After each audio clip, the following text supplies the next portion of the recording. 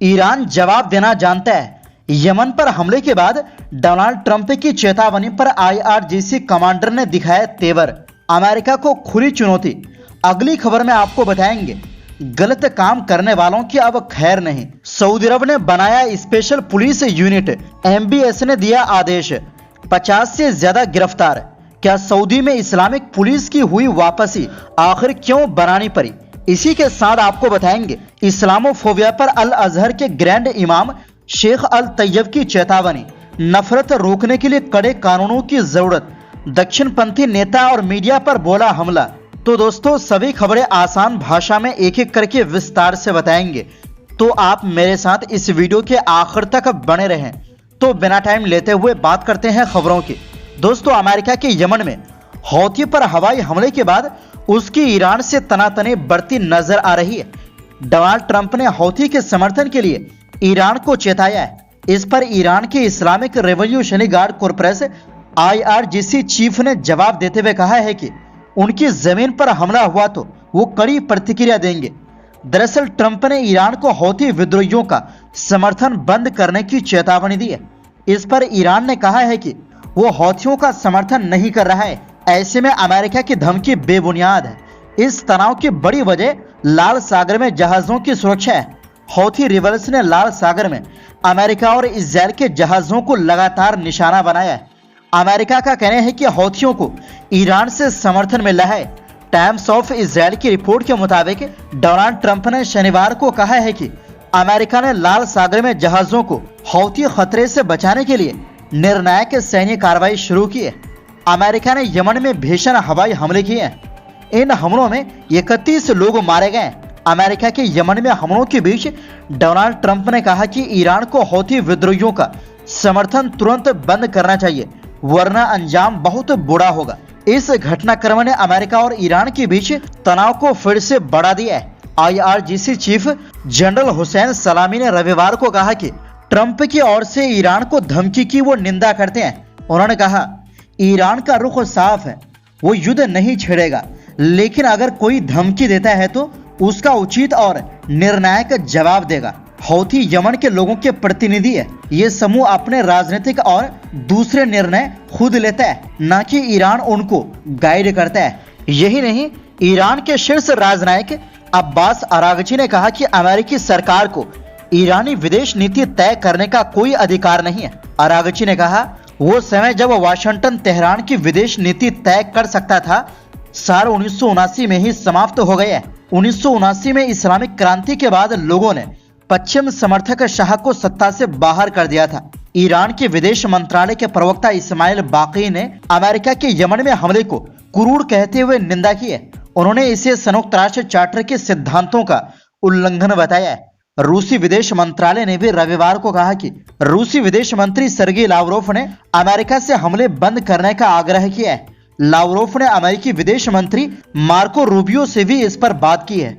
वहीं दूसरी ओर जी हां दोस्तों, सऊदी अरब जो इस्लामी दुनिया का सबसे महत्वपूर्ण जगह है, वहां से एक बड़ी खबर आई है जिससे मालूम होता है कि सऊदी अरब में फिर से इस्लामिक पुलिस की वापसी हो रही है, जो कि अब गलत काम करने वाले बच नहीं पाएंगे। दरअसल सऊदी अरब में 50 से ज्यादा लोगों को देह व्यापार और भीख मांगने जैसे आरोपों में गिरफ्तार किया गया है। ये कार्रवाई क्राउन प्रिंस मोहम्मद बिन सलमान के आदेश पर बनाई गई नई पुलिस यूनिट ने की है। ये यूनिट सऊदी अनैतिक यानी गलत कामों पर नजर रखने और ऐसे काम करने वालों को पकड़ने के लिए बनाई गई है। गृह मंत्रालय की इस नई यूनिट को खास तौर से सामुदायिक सुरक्षा और मानव तस्करी से निपटने के लिए बनाया गया है। ये ऐसे समय हुआ है जब सऊदी सरकार कड़े सामाजिक नियमों में ढील दे रही है। फाइनेंशियल टाइम्स की रिपोर्ट के मुताबिक इस नई यूनिट ने 11 महिलाओं को देह व्यापार के आरोप में गिरफ्तार किया है। ये एक दशक से ज्यादा समय में पहली बार है जब सऊदी अधिकारियों ने सार्वजनिक रूप से देश में देह व्यापार होने की बात को स्वीकार किया है। यूनिट ने कई विदेशियों को मसाज पार्लर में अनैतिक कामों में लिप्त होने और महिलाओं बच्चों को भीख मांगने के लिए मजबूर करने के आरोप में गिरफ्तार किया है।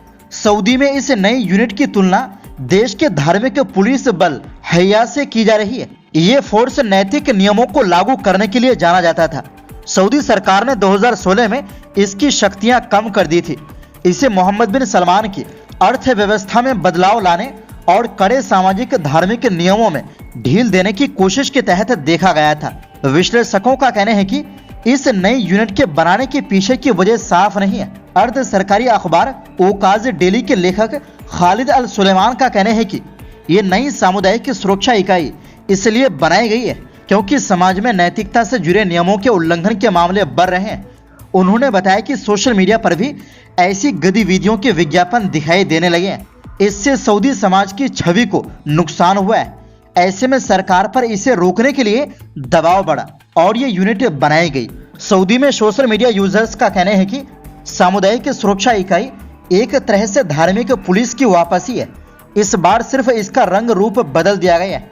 हालांकि कई लोगों ने इस कदम का स्वागत भी किया है। सोशल यूजर्स का मानना है कि मानव तस्करी, नशीली दवाओं और जिस्म फरोशी पर कार्रवाई करना जरूरी है। वहीं दूसरी ओर जी हां दोस्तों, मिस्र के अल अजहर ग्रैंड इमाम अहमद अल तैयब ने इस्लामोफोबिया यानी इस्लाम के प्रति डर और नफरत के बढ़ने को लेकर चिंता जताई है। उन्होंने इस समस्या को रोकने के लिए कड़े कानून बनाने की मांग की और कहा कि दुनिया में मुसलमानों के खिलाफ हो रहे नस्लीय भेदभाव और हमलों का रिकॉर्ड रखने के लिए एक सही और अपडेटेड डेटाबेस बनाया जाना चाहिए। ये बयान उन्होंने संयुक्त राष्ट्र महासभा में इस्लामोफोबिया के खिलाफ मनाए जाने वाले अंतर्राष्ट्रीय दिवस के मौके पर दिया। हालांकि उनकी ये बात संयुक्त राष्ट्र में मिस्र के स्थायी प्रतिनिधि राजदूत ओसामा अब्दुल खालिक ने उनके स्थान पर पड़ी। अल अजहर ने रविवार को एक आधिकारिक बयान में इसकी जानकारी दी। अल जजीरा अरबी के मुताबिक अल तैयब ने कहा कि इस दिन को मनाना इस्लामिक देशों के संयुक्त राष्ट्र में किए गए बड़े प्रयासों का नतीजा है जो इस समस्या से लड़ने के लिए किया गया। उन्होंने कहा कि इस्लामोफोबिया एक खतरनाक समस्या बन चुकी है जो दुनिया में शांति के लिए बड़ा खतरा है। उन्होंने ये भी समझाया कि इस्लाम शब्द का मतलब ही शांति है और इस्लाम का असली संदेश पूरी दुनिया में प्यार, दया, मेलजोल और भाईचारे को बढ़ावा देना है। शेख अल तैयब ने कहा कि इस्लामोफोबिया की वजह लोगों की इस्लाम के बारे में गलत फहमी और झूठा प्रचार है। उन्होंने कहा कि कुछ ताकतें जानबूझकर इस्लाम को बदनाम कर रही है जबकि इस्लाम का असली संदेश शांति और मेलजोल का है। उन्होंने कहा कि इस्लामोफोबिया को मीडिया प्रचार और चरमपंथी दक्षिणपंथी नेताओं की बयानबाजियों से बढ़ावा मिला है जो इस्लाम को हिंसा और आतंकवाद से जोड़कर पेश करते हैं। उन्होंने इस झूठे प्रचार को आधुनिक इतिहास का सबसे बड़ा झूठ बताते हुए कहा कि इस्लाम को गलत तरीके से पेश किया गया और युद्धग्रस्त इलाकों में हुई हिंसा का गलत फायदा उठाकर बदनाम किया गया है। अल तैयब ने इस बात पर अफसोस जताया कि इतनी कोशिशों के बावजूद इस्लामोफोबिया बढ़ता जा रहा है। उन्होंने कहा कि दक्षिणपंथी राजनीति और समाज में पहले से मौजूद गलत धारणाएं इस नफरत को और बढ़ा रही है। उन्होंने कहा कि इस समस्या का समाधान निकालने के लिए हमें और मेहनत करनी होगी, नई रणनीतियां बनानी होंगी और इसे रोकने के लिए ठोस कदम उठाने होंगे। शेख अल तैयब ने इस्लामोफोबिया को खत्म करने के लिए कुछ अहम सुझाव दिए।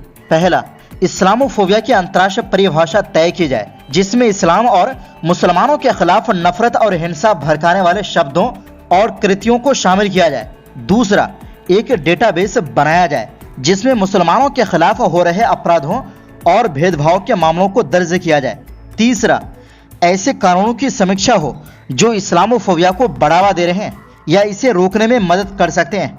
दरअसल साल 2022 में संयुक्त राष्ट्र के 193 सदस्य देशों ने तय किया कि हर साल 15 मार्च को इस्लामोफोबिया के खिलाफ अंतर्राष्ट्रीय दिवस मनाया जाए। संयुक्त राष्ट्र ने सभी देशों से अपील की कि वो मिलकर सहिष्णुता और शांति को बढ़ावा दें ताकि सभी धर्मों और विश्वासों का सम्मान हो और लोगों के अधिकारों की रक्षा हो। तो दोस्तों, फिलहाल के लिए इस रिपोर्ट में बस इतना ही और शेख अल तैयब के इस विचार पर आपकी क्या राय है कमेंट में जरूर बताएं और वीडियो पसंद आने पर लाइक शेयर जरूर करें।